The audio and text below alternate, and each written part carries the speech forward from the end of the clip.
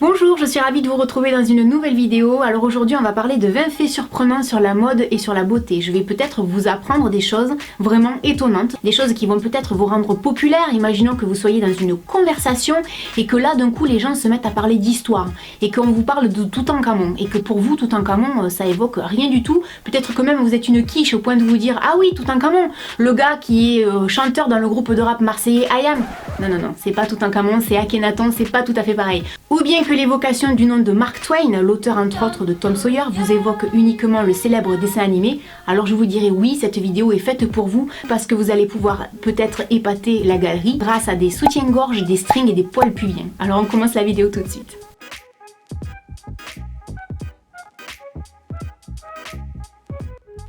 Alors pour commencer, comme l'été arrive, je vais vous parler de maillot de bain, et notamment du bikini. En 1946, Louis Réard a lancé un maillot de bain révolutionnaire, donc le bikini, qui tient son nom de l'atoll de Bikini, où venait de se dérouler un essai nucléaire.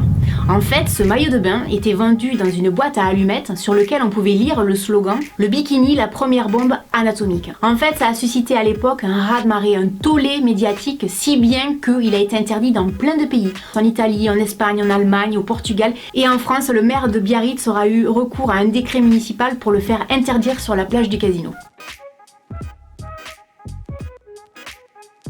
C'est Samuel Clemens, plus connu donc sous le nom de Mark Twain, célèbre écrivain américain, à qui l'on doit notamment de grands classiques tels que Tom Sawyer ou Huckleberry Finn, qui a inventé l'attache de soutien-gorge tel qu'on le connaît à l'heure actuelle. En fait, il dessina un système de sangles et d'attaches destiné aux vêtements masculins qui nécessitaient d'être ajustés. Et par la suite, c'est devenu donc la célèbre attache pour les soutiens-gorge féminins. Alors maintenant on va parler de lingerie fine et de petites culottes et notamment de string. Même si le string existait d'une manière un petit peu différente, en 1939, le maire de New York, Fiorello LaGuardia, a inventé le string tel qu'on le connaît maintenant. En fait, il était scandalisé par les danses nues des stripteaseuses et avait donc exigé qu'elles recouvrent leurs parties intimes. C'est donc lui qui a inventé le string et c'est aussi à lui qu'on doit le célèbre nom de l'aéroport LaGuardia à New York. Alors maintenant on va parler un petit peu de maquillage et notamment de l'eyeliner. Bien que sa naissance soit antique, en réalité l'eyeliner noir a été découvert en 1920 avec la découverte du tombeau de Toutankhamon. En fait ce maquillage avait double emploi puisque évidemment il a un côté esthétique tel qu'on le connaît au niveau du maquillage, mais on peut également l'associer à une croyance puisque dans la culture égyptienne l'œil est le reflet de l'âme.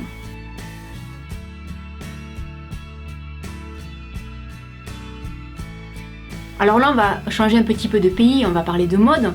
Au 19e siècle, il y avait une mode très étrange dans l'aristocratie britannique victorienne qui consistait à collectionner et exhiber les poils pubiens de ses conquêtes. Et en fait les poils pubiens, soit ils les mettaient sur les vêtements, soit sur des chapeaux.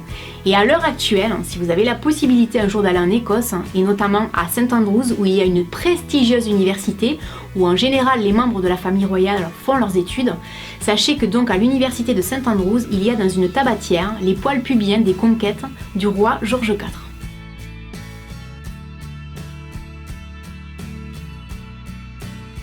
Alors jusqu'en 1740, les talons hauts étaient réservés aux hommes pour qu'ils puissent facilement monter sur leurs chevaux. Cette coutume vient en fait de Perse, où les guerriers à cheval les portaient pour pouvoir se dresser sur leurs étriers lorsqu'ils tiraient à l'arc. En y réfléchissant bien, je me demande si cette pratique s'est réellement arrêtée en 1740. Prenez par exemple notre ancien président de la République, Nicolas Sarkozy. Combien de fois on s'est foutu de sa gueule parce qu'il mettait des talonnettes? Non mais sérieusement. Et si vous regardez bien la photo que je vais vous montrer, finalement Nicolas Sarkozy n'est pas le seul ancien chef d'État à être pas finalement si grand que ça. Alors les premiers fossiles ont été créés en 1916 par le producteur D.W. Griffith, je vous le fais à l'anglaise, qui souhaitait mettre en valeur les cils de Sena Owen dans son film intitulé Intolérance. En fait, les premiers fossiles ont été fabriqués à l'aide de cheveux humains qui ont été tissés sur de la gaze fine.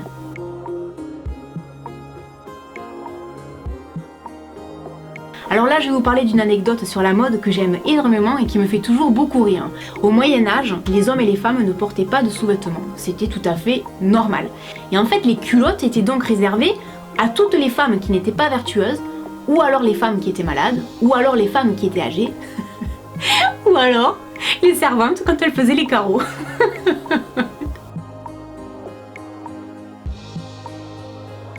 Alors comme vous l'aurez probablement remarqué, les boutons des pantalons ou des chemises des hommes et des femmes ne sont pas du tout situés au même endroit. Il y a une explication tout à fait simple et qui remonte au Moyen-Âge, où les boutons des femmes s'ouvraient avec la main gauche pour qu'elles puissent donner le sein tout en gardant libre leur main droite. Alors maintenant on va parler des sourcils. C'est vrai que de nos jours, la grande mode c'est les sourcils très épais. Mais à l'époque de la Renaissance, les fashionistas de l'époque se rasaient complètement les sourcils. En fait, on disait que c'était un moyen de rendre gloire à la beauté des femmes. D'ailleurs, plusieurs peintres ont capturé sur des toiles cette mode passagère, on va dire. Et est-ce que vous avez déjà fait attention que Mona Lisa n'a pas du tout de sourcils ? Alors maintenant on va parler de boutons de manches de chemise. Est-ce que vous savez à qui on doit les boutons de manches de chemise ? Eh bien tout simplement à Napoléon Bonaparte. À l'époque, Napoléon Bonaparte ne supportait pas que les soldats puissent se moucher dans les manches de chemise. Et donc il avait ordonné à ce qu'on couse des boutons en laiton sur les manches pour garder les tenues les plus propres possibles.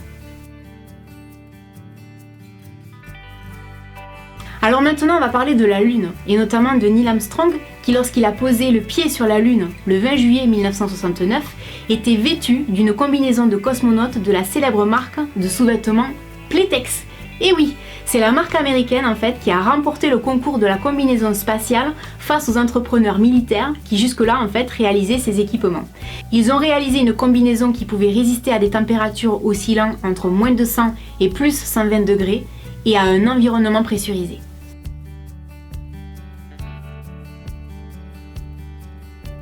En fait, comme vous le savez sûrement, pour obtenir des rouges à lèvres, il faut des pigments de couleur auxquels on va ajouter des agents hydratants, des cires, etc.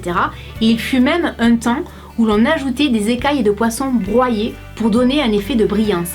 En fait, les écailles contiennent un agent nacré qui donne une texture miroitante que l'on appelle la pearlescence.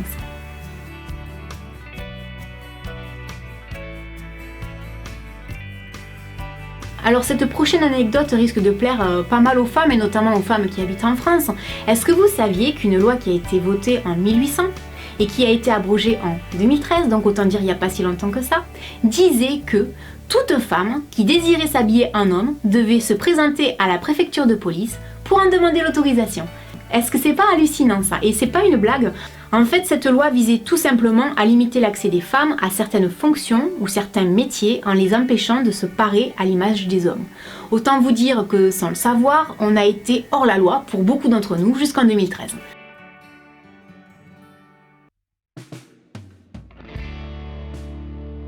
Alors les pantalons baggy taille basse tiennent leur origine des prisons de Los Angeles où les détenus n'ont pas le droit de porter de ceinture pour tenir leurs pantalons.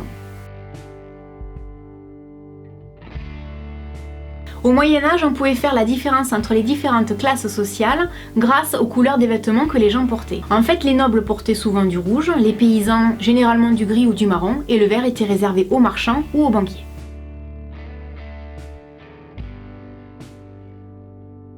L'invention de l'automobile a eu une influence significative sur la mode féminine. Et oui, en fait, vers la fin du XVIIIe siècle, les jupes ont été raccourcies uniquement pour aider les femmes à monter plus facilement dans les voitures.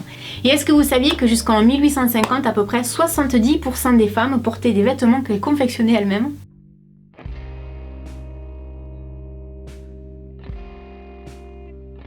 Alors on va revenir un instant durant la Seconde Guerre mondiale où les femmes, suite à une pénurie de collants en nylon, devaient se colorer les jambes avec une solution contenant de la poudre de sauce instantanée et tracer une ligne derrière leurs jambes avec du maquillage pour recréer l'apparence de bas.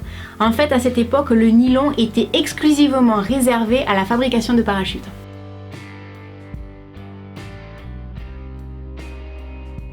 Alors maintenant on va revenir une dernière fois au Royaume-Uni où la reine Elisabeth I, qui aimait tellement les chapeaux, avait rendu le port de chapeau obligatoire pour toutes les femmes de plus de 7 ans, le dimanche et les jours fériés. Et toutes celles qui ne voulaient pas se plier à cette règle-là devaient payer une amende.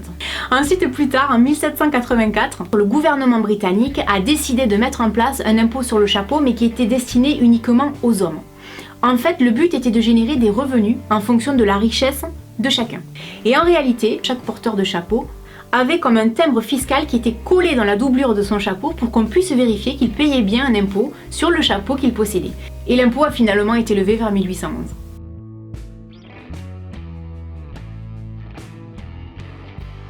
Et pour finir, une anecdote qui paraît un peu folle quand même, au XVe siècle, c'était la grande mode d'être enceinte. Et toutes les filles qui ne l'étaient pas cachaient en fait des oreillers sous leurs vêtements pour simuler une grossesse.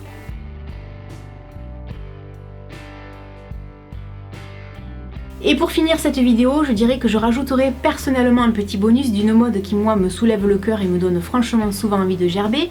Tous les gens là dehors qui décident d'acheter un animal ou d'adopter un animal pour faire joli, pour faire plaisir aux enfants, etc.